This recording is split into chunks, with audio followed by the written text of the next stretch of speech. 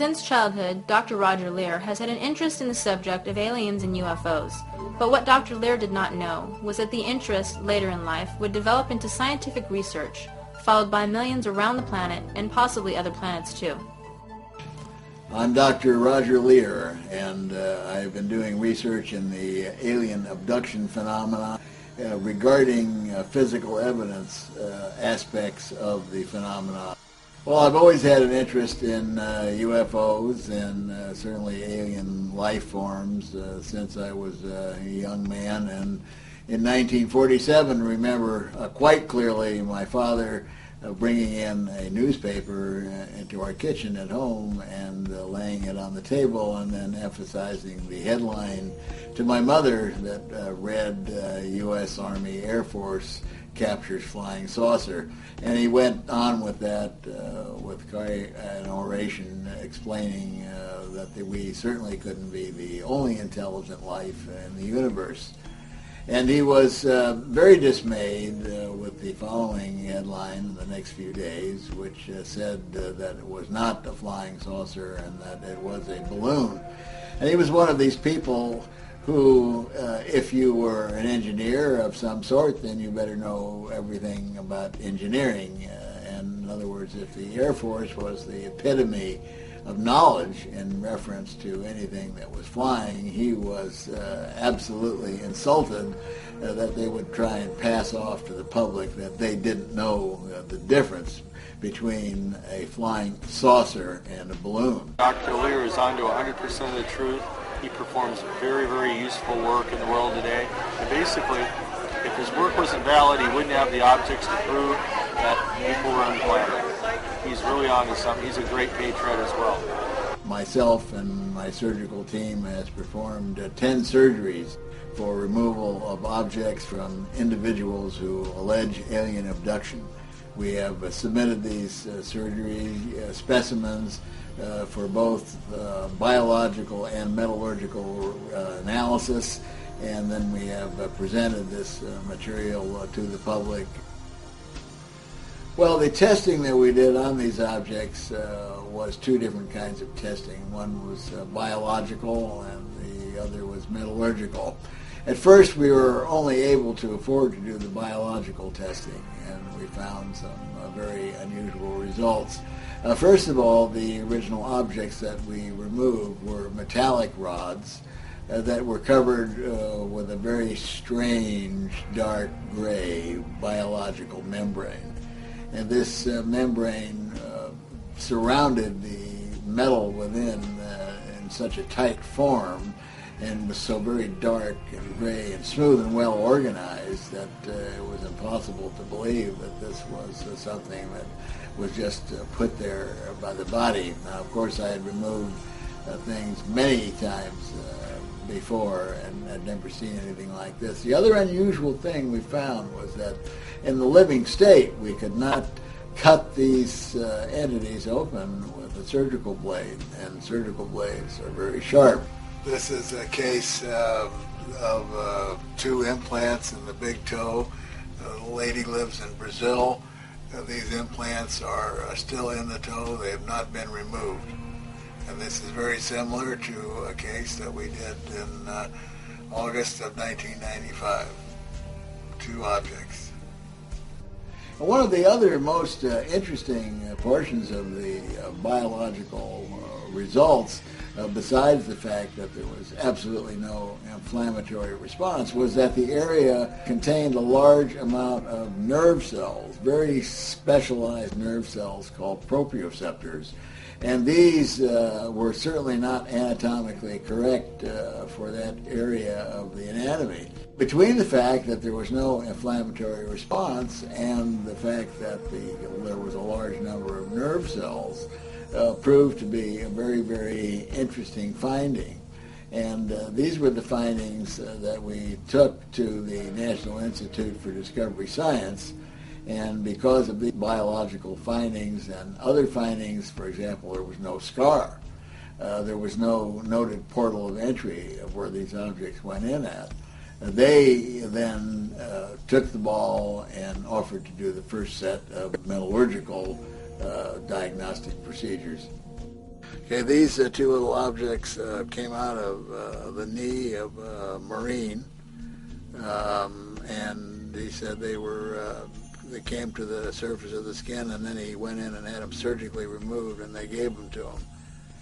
The metallurgical tests done by some very, very famous laboratories, such as New Mexico Tech and Los Alamos National Labs, showed us that primarily was a comparison of these specimens to meteorite samples. Now, you have to remember that the laboratories were not told what the origin of these specimens were, whether they were from the bottom of the ocean, from outer space, or from the back of a camel.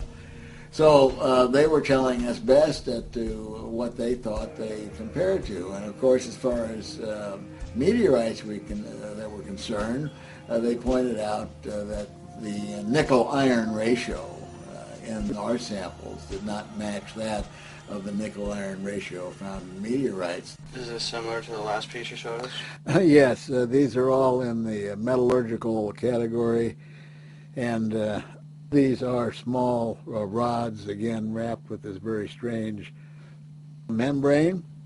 This came out of the back of a hand. What else can you tell us about this piece? This piece is similar metallurgy as to the other specimens. It contains a large amount of iron and nickel and has isotopic ratios that are not of this earth. We're going to perform a surgery today, which is the 9th in a series of surgeries for removal of objects from individuals who believe that they have been abducted by aliens. I feel confident, and I also feel honored that God has put me in this place to help with this mystery. And I feel confident, and I'm enamored by the group that is here doing what they're doing to try to help resolve matters as they may be. And what made you decide that this case was worthy of your pursuing and arranging to have a surgery and all that? This case I felt was worthy pursuing because of the nature of the statements that he had communicated to me over a year ago. I was convinced that, number two, he was a compliant individual because he followed my direction. He had x-rays taken upon my request and then sent them to me. They were reviewed by a radiologist who verified the fact that there was an obvious metallic foreign body in his left arm. You are Tim's wife. Right. And do you work? I'm a registered nurse. Okay, great. So what do you think of all this? I don't know quite what to think of all of this. It's been pretty amazing. I guess it hasn't gone away, and we're here, and now I'm anxious to find out the analysis of exactly what it is. How did you feel when Tim told you that he decided that he wanted to maybe get this implant removed? And come out here to California? I was skeptical. I was thought it would go away on its own and didn't really focus a lot on it, but Tim was. All right, could you please describe the evening, that evening, what happened? Oh, I was coming home from a medical checkup in Denver with my wife, and coming back into Yuma and coming up Highway 59, and it was kind of felt a little strange to me. And then when we did encounter the UFO and spotted it, and the events of the night started to happen, it was an awesome realization to me to realize that we were not alone in the universe, that there was other intelligent life out here besides humankind. Tell me about your experience that night and what you guys have gone through with this. From your point of view, what did you Oh, okay. Well, I saw this spherical shape, lights, many lights, and it was large, came right in front of our car and went I believe, under some electrical wires and over a hill, and I experienced fear. I was afraid Tim was maneuvering the car forward and backward and trying to get a better look at it, and I was fearful that he was going to go there. Are you eager to find out what's in it? Like, tell me about your feelings about that. Like, what's... Oh, yeah, sure. I mean, I'm eager to see what develops and how things and what else happens, and as we go on, and what kind of questions and what kind of answers can be raised, and what solutions we have, and what questions are to be had. I mean, it's to say that exciting is be pretty naive. It is, you know. I'm anxious. What do you think that object was? It wasn't like anything I'd ever seen before. It wasn't an airplane. It wasn't a helicopter. It was something not of this world that I've seen. Yeah, I believe it was a UFO. What led me to get this done? The good Lord led me here to get this done. There's no ifs or buts to it. Are you pretty much vested to the idea that this is going to be an alien implant, or are you being objective until you see things, and what's your stand-up? My objectivity is rooted in the fact that I've had a scientific background for over 40 years, and I don't really have any opinion of what this might be, only a suspicion, so it will have to wait until we see what we actually remove. Great, thank you. How about Tim? Has he been having ongoing experiences that he tells you about? Tell me what that is. Yeah, he tells me I was with him.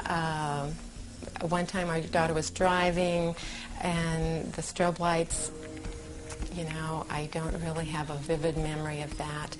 And then in 1980, he said he was in the same area. I think I remember him telling me about it, but I wasn't with him at that time. So basically your husband's had a lot of experiences, close encounter experiences since this happened. I would say so. And Dr. Lear is saying it's time for him now. I think it looks like a little tag on it. Tail. Oh, yeah. Oh, yeah. And of course, here it comes to the point. Can you describe some of the unique equipment you'll be using today? Anything special? The unique equipment used today will be a C-arm, which is an X-ray device that allows the surgical team to look at the object in the body while removing it, and the image appears on a television screen. This shortens the time of the surgery down and makes it very accurate with less interference with the surrounding tissues.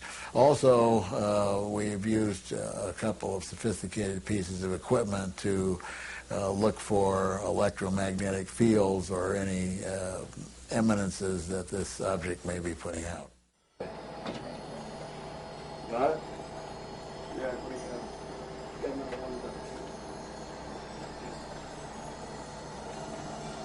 We'll make a small incision right here, not a big one. Did it hurt you? No, I didn't think it would hurt at all. it's just a thought, Doc. It's just a thought. Small thing.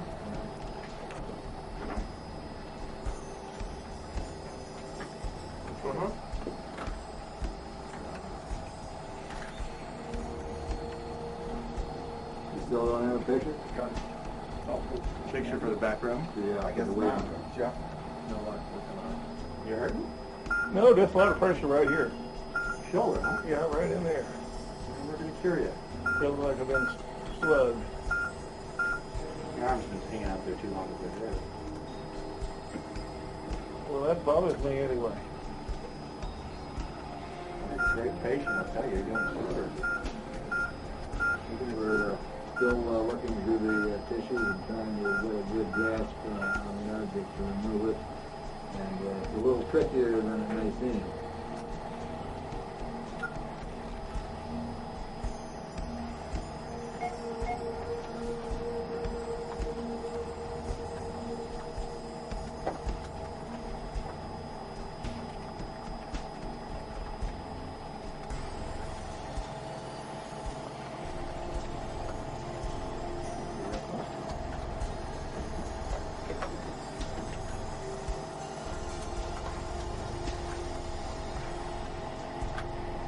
people in the waiting room disappointed.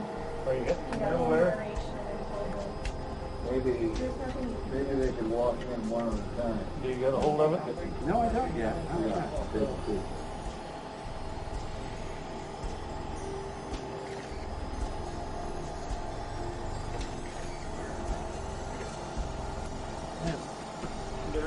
The object is now black. believed close to the surface of the skin. It appears black in color with possibly a similar type of membrane wrapped around. All right, move that piece of gauze with it, please. Thank you. You see it right there? Yeah, so you can begin to see it. I'll just pull it out. You can see it sticking out now. You don't know what it is, so let's see. Here it is, here. So let's put a piece of white gauze. Can you get a little bit of the tissues that were around it out so we can send it in? I got some with it. There's a little bit of tissue with it. And that, I think that's it. Because Oh, well, I can donate a little more for a good cause. Does that look unusual, the objects that you normally remove? This looks very similar to what we have removed in the past. So they got the hair standing up on your neck, Doug? Just about. I don't Okay, know that's all I if I'm wanted gonna to get tissue know. around it or not. When I get more stuff, I don't think I can be guaranteed that I If have we it. can get within the vicinity of it, we can say that there's either an inflammatory response to the surrounding tissue or not. Yeah, I don't think there will be. I mean, there's very little inflammation around this. It's pretty organized. I'll send some piece of tissue out with you. I don't think you're sterile, so I'm going to give you a second. Give you this whole thing. Dr. Liz, could you show it to Tim? And can we videotape the showing it to Tim? That's it. What do you think, sir? Looks like a boy to me. The two other little pieces on there, I want in a separate Can I get it there with container. They can go in front. Roger? Can I get around with the stealth so I get across your shoulder? You're not interested in you anymore, Steve.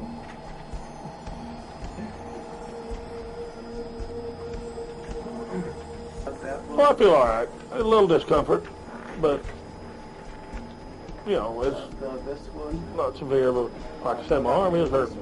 My shoulder is That looks like my Okay, and a lot of pressure on it. It almost feels like it's being wrenched. That's all. Who knows? Let's get it back in the... I'll put it back in the plasma.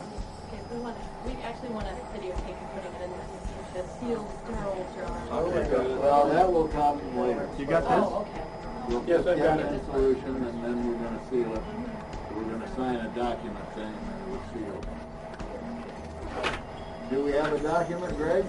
No, we don't, but we'll have one shortly. Dr. Lear, how do you think the procedure went? I think the procedure went very well today. Were you surprised with anything that you saw today? I really didn't have any surprises other than the fact that the object that we removed looked very similar to the little cantaloupe seed-shaped things that we have removed in the past. These are two specimens which were removed during a surgical procedure, and they were both encapsulated in a very dark gray membrane, which you could not cut through with a surgical blade. The laboratory was not told that they were surgical specimens. They have been likened to meteorite samples. This was an object that was removed in 1999 on the NBC program Confirmation. This is an object right close to the bone here in the hand, top of the hand. I got up as if I was awake sleepwalking. And I went outside the house and into a field next to the farmhouse. It's freshly plowed sweet potato field. And this sphere came down. There was lights moving around in the sky. And this little sphere came down and landed right in front of me in a furrow. This one to be separate. And it started to spin. And that point, I got real scared. And I turned to run to the right, and it exploded. That's what I think happened, it exploded. After that, I woke up. Right here. Like I'm touching now? I feel it. You just rolled over. Okay. So it's a double record right here. So you want it on this side of it. Where? Right where it's dropping. Want anesthesia there? Yeah. In the V. Okay. Little pinprick.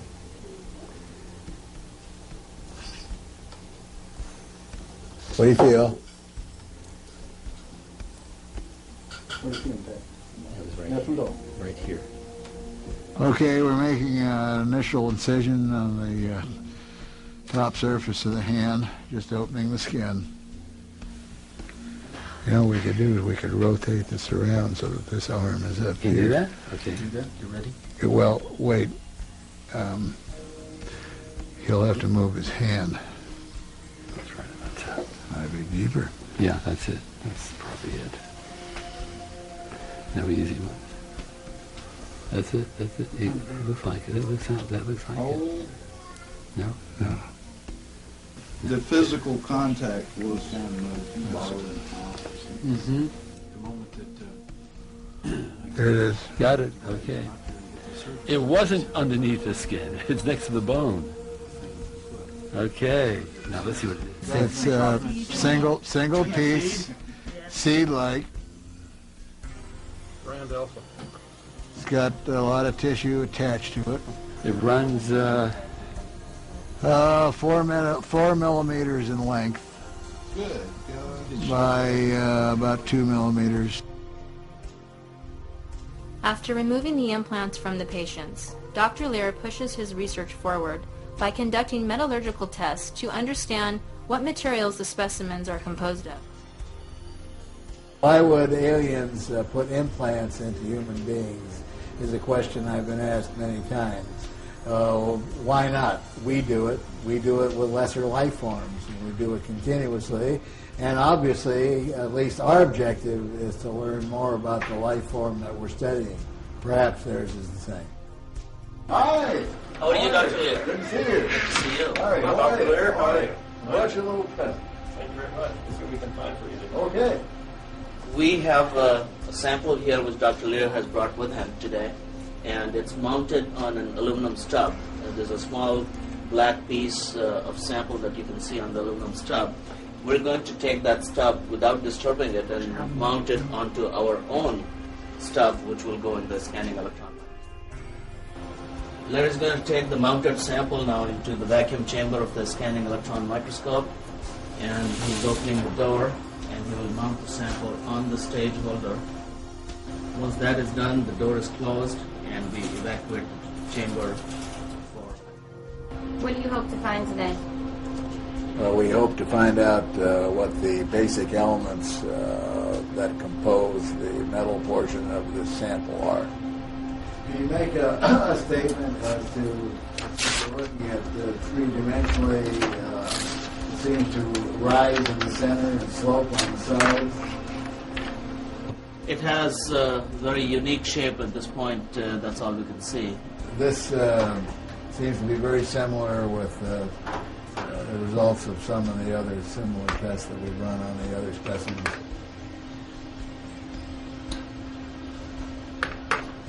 What we're about to do now is to find out a lot more information about what's in this specimen. This is the important stuff coming up. The EDX analysis is done to look at the elemental composition of the sample.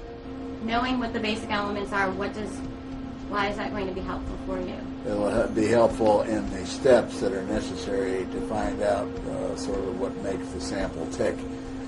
We have to know what the basic elements are in order to go to the next phase of testing. Okay, what we are seeing on the spectrum is there are 3 peaks for iron, which are labeled as Fe. There's a peak for phosphorus labeled as P. Oxygen is labeled as O. Silicon is Si. sulfur is S, calcium is Ca, vanadium is V, chromium is Cr, manganese is Mn, and carbon is C. Those are elemental symbols for these elements, so you don't need to write the entire element. Looking at the ratios of these peaks, one can tell the highest amount. Obviously, as you can see in the spectrum, iron is the highest amount. The test we did today was very exciting because number one was the first step in the metallurgical examinations. This was the first thing we've ever had done to look at the metal. So I feel that what was done today was the preliminary analysis, which gave us a breakdown of the elements, and that is a place to start.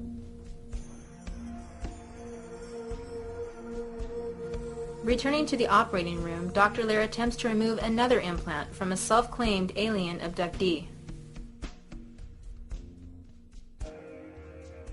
Well, we've got a fluoroscan unit. This is a unit which has a television monitor, and it's we're basically able to see through the body with an image. And this next case we're going to do, where we have a foreign body in the jaw, we will be able to visualize it and look for it at the same time.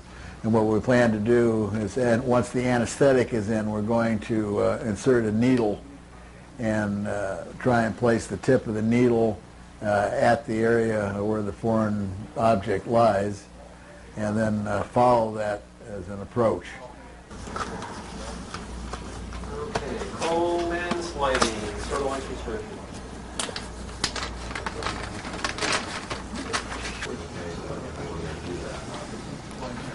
You got that green light on, Bert? Yeah. Okay. Relax, Dave. Attaboy. Deep breath. You're okay. Now, part of this is going to cover your face. I haven't smothered anybody yet, and you won't be the first. Okay? That way you won't have to smile. And then it starts to itch. Everything itches after you put sterile drapes on it. My job is to protect the nose. Isn't this a lot of stuff just to get shaved?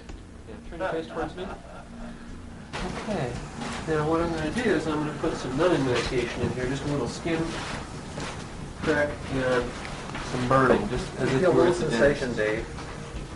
Now the area has been prepped and draped. Now we're going to administer a local anesthetic. Okay, Dave? And you okay, Dave? And I'll turn the camera on a second, okay? Now we're placing the camera over the area so that we can visualize the object.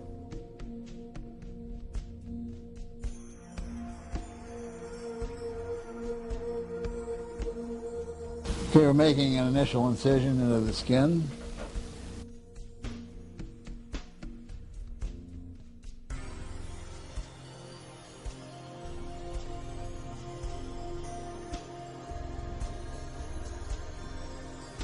And now we're installing a small retractor which will pull the superficial portions of the wound apart.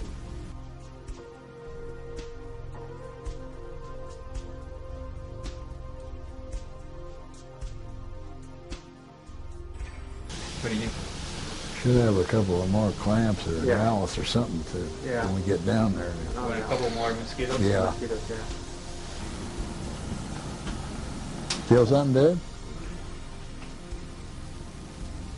Okay. Let's get the... That's the straw. Yeah. Okay, let's get the skin in there. Okay. We can probably take that off.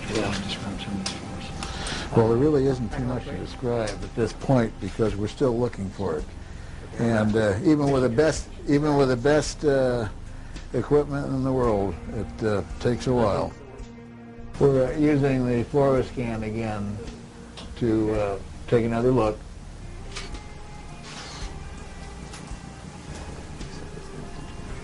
Can you get JR in here a second? We need to reset. Now, can we go like this? Yeah. You okay? What's the matter? Okay, relax, Dave. Relax. Relax. Okay.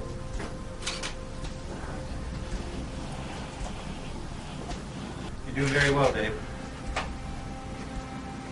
And try and visualize it while we got this in there.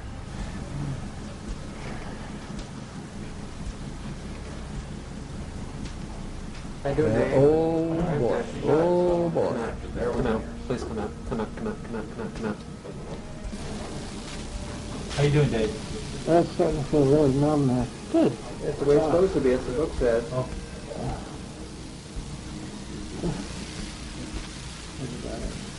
Rudy. You did fine. Yeah, really good, really good. You did very well. Okay. What happened to the specimen? Daryl took it. Uh-huh.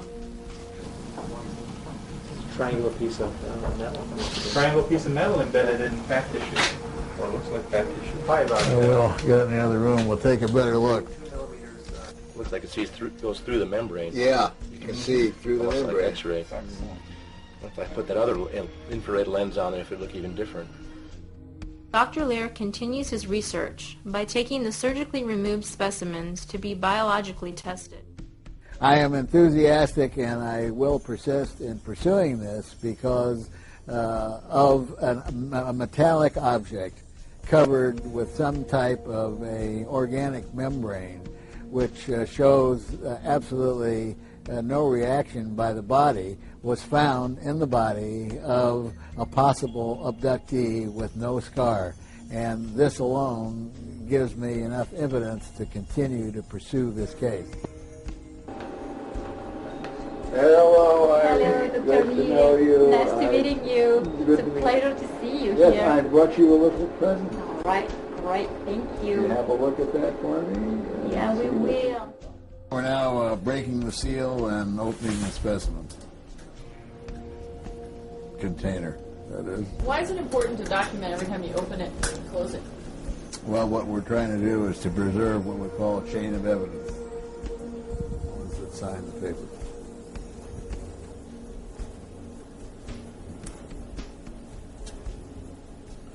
Here's the blob. Belong in there. Yeah. Can you hold it down a little so I can see it? The atomic force microscope is an instrument which can give you some data about the topography of your sample in 3 dimensions with a very high resolution. Depending on the material you are looking at, you can get atomic resolution. It's beautiful for biology that it works in the liquid. So that's very interesting, especially when you compare with techniques like electron microscopy, where you get very high resolution, but you need to dehydrate your sample, and you need also to coat very often your sample, or freeze your sample, or dye your sample. Here with an atomic force microscope, again, you get very high resolution in 3 dimensions, and you don't need to stain or coat or freeze your sample. So what is the experiment you're doing right now? Which we get a little piece of this material, and we are going to let it dry in air and see if the material change in structure, stiffness, hardness, or whatever. We're going to see if you can see any change. Well, there are a number of popular theories as to what implants might be used for. For example, some think they could be tracking devices. Others think they might be behavior modification devices. Some think they could be chemical detection devices for what chemicals in our environment accumulate within the body.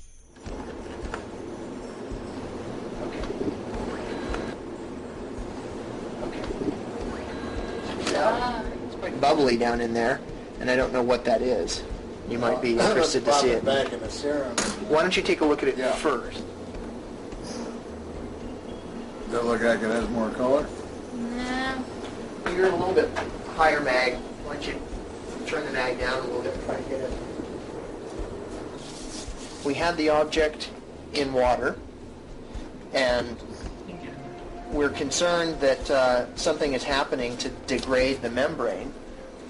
And it looks like some bubbles appeared where the object was covered in water, and so we've taken some micrographs just at low magnification. It's 63x. So these micrographs are 63x, and there's a bunch of bubbles that have formed. And Dr. Lear claims that these things don't exist when this object is covered in serum. So then we replaced the serum, or we replaced the water that it was in with serum, and now we're trying to take a time lapse of that as time goes on to see what happens to the material. And if it is indeed human tissue, would it get hard, or would it stay soft, or what would it do? It will stay soft, pretty much. We'll see that it's not as wet, of course, but it should stay soft, squishy a bit. What are these problems? Wasn't there before. They weren't there? No. Did you look at it like this? Well, we didn't look at these. So, have you seen this kind of a pattern with any other kind of material? Is this an unusual pattern, a common pattern? In biology, I've never seen really this kind of pattern. I would guess that people who work on material science can see this kind of structure on some metal, maybe. But in biology, I've never really seen anything like that. Never. So this is the next one in the sequence. Just zoomed in on this area right here, showing the bubbles. See that? Okay, then the next one is where we replace the water with serum. It looks like this. So I'm going to lay these two next to each other. This one's at slightly higher magnification, so it's not a one-to-one comparison. I have my own personal opinion. I think that these are genetic monitoring devices, and I believe that there is a signal which is both going in and coming out. And I also believe that the human race is now and has been undergoing for some years a genetic manipulation, and that the children born within the last, let's say, 40, 50 years are not the same human beings that were born prior to that. Or not electromagnet, strong ferromagnet. In fact, they don't get much stronger than this. This is a neodymium iron borite. If that thing's ferromagnetic at all, ferromagnetic, it will move. Let me zoom. So it's on. Let's see, there's my magnet. So you can see it move.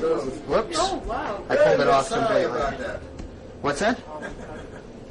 So I pulled it off completely, off of the epoxy. That was a mistake. Probably. We used two different types of lights to film the object in a laboratory setting. One was ultraviolet, the other infrared, and we also used a magnet to see what effect the magnet had on the object. When we used the infrared, we were able to see through the membrane, and you could see the metallic rod that was inside. That was very interesting. And of course the magnetic effect was most interesting because the object, let's say, flew or rose about over 1.5 inches to the magnet. And then in another experiment we moved the magnet gently over the object, and we saw two little what appeared to be pseudopods, or two little extensions of the membrane come out of one end of it. So now I'm going to focus back down on the little object. And I'm going to move this thing around using the magnet, okay? So there it is. Leave that. Okay, you see I'm pulling it there, it's stuck. Okay?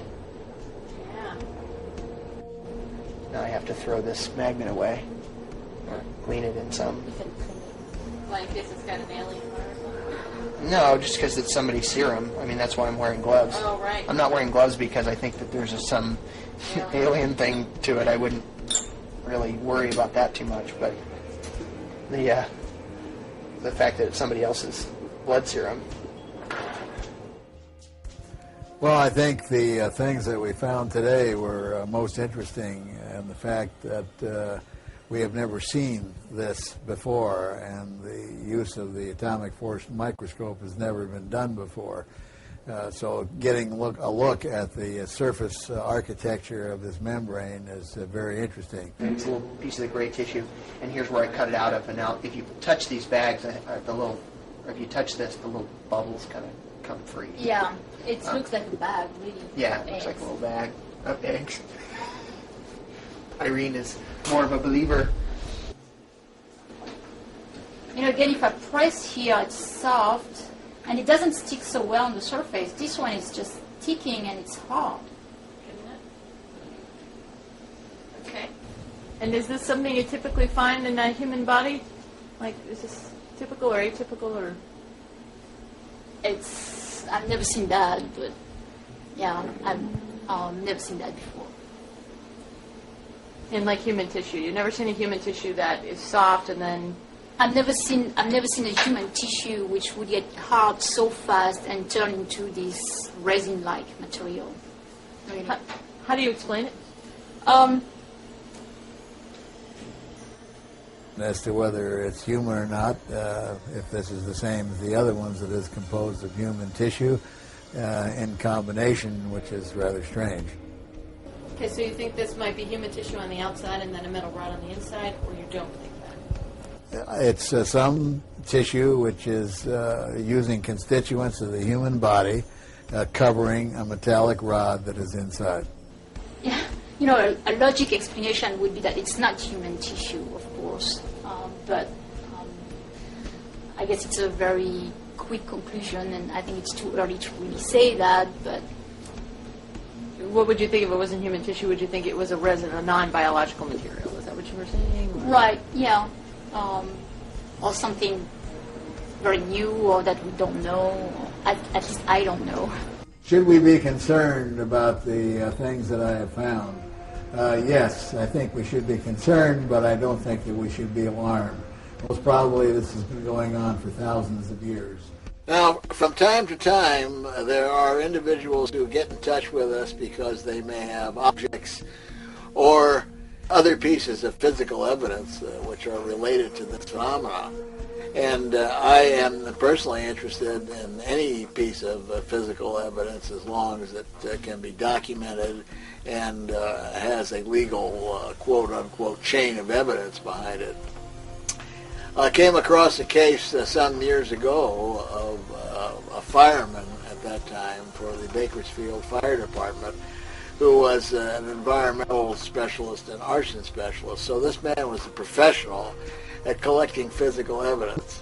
Now he had related a number of stories to us about his personal involvement with the abduction phenomena, seeing beings come into his room, having other family members also worked on by these beings, having some kind of relationship with both he, his wife, and his two children. What kind of experiments or surgeries would he say these aliens are performing on him? He doesn't know exactly what the procedures are. He sees them bring in equipment with them. Some of these marks that he has on his body are obviously injection type marks. They come in geometric patterns, triangles, circles, and so on. But when he gets one on one portion of the body, somebody else in the family will get one in the same place. Both he and his wife had, in one single night, had punctures on the side of the abdomen, and he woke up and he had the blood on his abdomen, blood on his nightshirt, and blood on the bed clothing. The wife woke up with exactly the same blood on her, and all she said was that she must have picked her skin or scratched an itch during the night. So she was, or has been, pretty much in denial up to the last 6 months, where she's becoming more and more convinced that there is something definitely going on. So he was extremely interested in documenting this, so he originally installed a video camera and a small clock radio in the bedroom and filmed hundreds and hundreds of hours of this stuff going on at night. Then he would sit again for many hundreds of hours and looking at the video, sometimes a frame at a time, until he was able to buy equipment to break his visual acuity down into even finer terms, and not looking at the field. So in looking at these, he was able to see in certain instances some kind of a being that came in through the wall of his closet. Another thing that he decided to do was to try and capture footprints of these individuals. So he used a towel, and on the undersurface of the towel he laminated a piece of tinfoil, which he put down on the floor. Now the towel was the same color as the rug. So he put this down on the floor in front of the wall where he sees these individuals coming through. And in that way, he was able to get footprints, and he casted them. So we also have footprints of whatever it is came into this house. He figured that as long as he was successful in getting one set of footprints, then why not get more? So he put the towel down after that and got nothing. It was as if these individuals decided they weren't going to step on this towel anymore. One morning, however, he looked at the towel and he saw embedded into this towel a small black object. And he picked it up and looked closely at it, and he could see that it was a very strange-looking nail or claw-like object, and it had 3 black hairs that were growing out of the back of it. He contacted me, and we sent the object to the head of zoology at the University of California, Berkeley, Dr. Ted Pappenfuss, who looked at this and in writing told us that he did not know where this came from. So we sent it in to a scientist friend of mine who looked at it and told us that the exterior covering of this object was vegetable. And I suggested perhaps, as we see with the human fingernails, that this vegetable material was fungus, and he concurred with that. The second layer of material was keratin, and this is the same material that's found in human fingernails and toenails. And then there were deeper layers still. So we decided that the best thing to do at this point was to try and get DNA studies. And this required raising some funds, which we were successful with. And the object was sent to a world-famous geneticist who started the preliminary DNA research. And to date, we have quite a bit of this that has come back. And so far, the DNA indicates that it did not come from any kind of a creature of this earth. Now, this DNA testing is a work in progress, and we hope sometime in the future to have a definitive answer. Now, you said that it's also affecting the kids. Like, how is that happening, and what's exactly going on? His son has had marks. He's also seen things inside the house. He's had marks on his chest, which look like injection marks or the impression of certain kind of instruments. And they both he and his young boy have noticed that there's a number of different strange computer phenomena that goes on along with the times that these visitors come into his home. The clock, for example, is continuously off, and also at times they've heard the computer keyboard operate where nobody was operating it, and operating it at a speed that certainly no human fingers could do. Well, there are numerous encounters between himself and these alien beings. He's left notes for them. He's asked them questions. He claims that they've even taken him on a spacecraft. They showed him their home world. They've taken him back over the eastern seaboard of the United States. Showed him the Statue of Liberty laying in the water, and Manhattan Island totally devastated by some kind of a disaster that occurred. They would not answer his questions as to what this was pertaining to, other than something that would happen in the future. But this is not unusual, because many other abductees have been shown catastrophic events, and many of them are on the eastern seaboard also. So the beings that he's seen that come into the room or initiate some kind of contact with him are seemingly interested in something either in his psychology or his physiology, and of course we don't know what exactly it is they're looking for or what exactly there is that's going on. Quickly, what does he tell you they look like in appearance, and are they benevolent or does he feel threatened? In some instances, he feels that they are benevolent, but in most instances, his attitude is that they are there, they're doing a job, and they really have not that much interest in the individual human that they're doing it to. And they give very few answers to his questions, if any answers at all. As far as their appearance is concerned, he's seen a myriad of beings. He's seen even the typical large-eyed gray beings that are short. He's seen beings that look reptilian. He's seen beings that look more insect-like. It's quite a different variety. He also sees them bring a lot of what he calls apparatus into the house, boxes and paraphernalia and other instruments that he's described in detail. Also, he claims that they do various experiments on him right there in the bedroom without him going anywhere.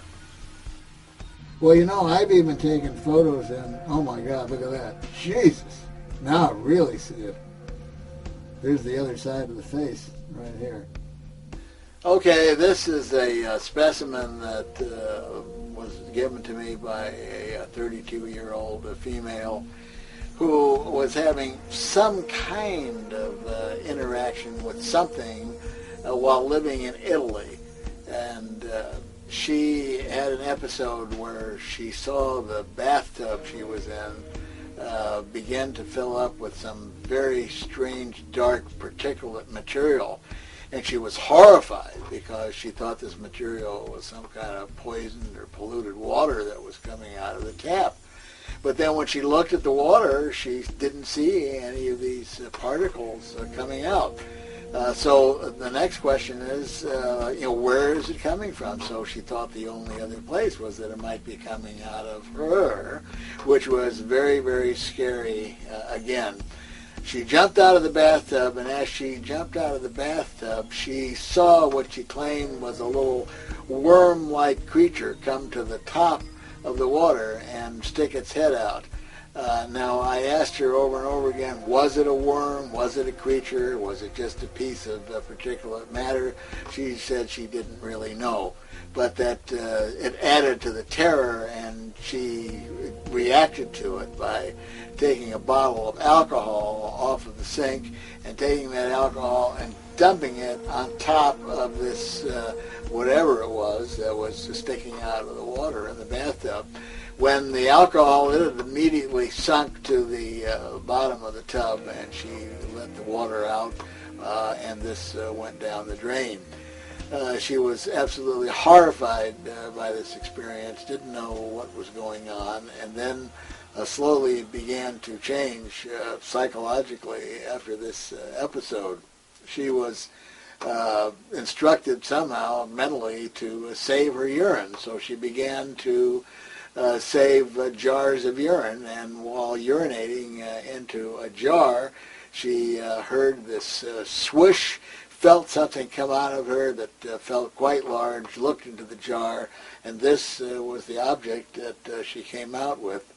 All in all, it's about, I would say, almost 2 inches in length. It's oval, it's greenish in color, and contains an area where there's a large amount of these gold little specks. Now, the only test that's been done on this object so far is by Digital Instrument Laboratories, again, in Santa Barbara, California, and the PhD who looked at this object with the atomic force microscope said that these little specks appear to be genuine gold.